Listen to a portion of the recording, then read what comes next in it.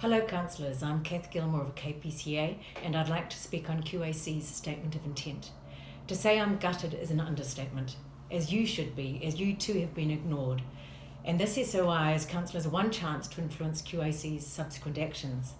The only council instruction that QAC has followed is transparency, in making clear its intent to ignore vehement public and business sector feedback that its expansion plans go way beyond what is tenable for the communities that host both airports. The SOI does make passing reference to alignment with QLDC's strategic priorities in spatial planning, encouraging community feedback and seeking insight from long-term planning initiatives, all as instructed by councillors. But nowhere in its table of performance metrics and priority projects does it actually commit to achieving any of these. And as we all know, if it's not a priority, if it's not a project, if it's not measured, it will not happen. The SOI describes QAC as a demand-driven public transport infrastructure business. But as a CCTO, its business DNA should reflect the strategic goals of its majority shareholding council. It does not. The office's report makes clear that the only council document the SOI referred to was the 10-year plan. Despite council's command that it pay heed to potential loss of social licence, it does not. This SOI allows QAC to continue its noise boundary expansion plans. Nor does it commit QAC to seriously investigating other options if the dual airport strategy clashes irredeemably with council objectives or spatial plans, because QAC has only investigated its preferred option, chosen through its narrow, short-term business lens, which puts councillors in a predicament because you are required to look at all reasonable options, grounded on solid research and analysis, before reaching decisions on the best path forward.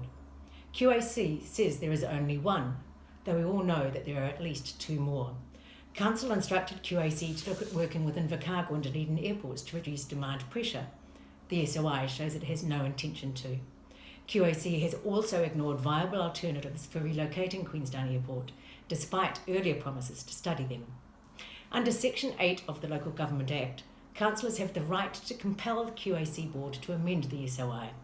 On behalf of the communities you represent, I believe you also have the responsibility to do so. You are under no obligation to accept the SOI today. I ask that you instead table the SOI until QAC directors commit to, number one, alignment with council strategic objectives and spatial plans, both current and in development over the next year, including the upcoming MB1. Number two, full independent analysis of other management strategies, including capping numbers at both airports, greater regional dispersal of flights, and relocation of Queenstown Airport. Number three, non-expansion of ZQN noise boundaries so that QAC does not cause tourism to lose its social licence. Otherwise, the district's two resorts will be peopled by sullen hosts who feel their rights have been trampled on. That is not a recipe for success. Talking of trampling, Queenstown Airport is not just the elephant in the room, it is a whole herd of them, loudly occupying our most valuable Frankton land, trumpeting over our backyard barbecues and stunning natural landscapes. A quick segue to your climate change agenda item. QLDC's boldest and most effective move would be to halt QAC's expansion plans. Neither Queenstown nor Wanaka runways can ever take wide-bodied jets, which are the best immediate answer for reducing both carbon emissions and overall noise levels. Thank you.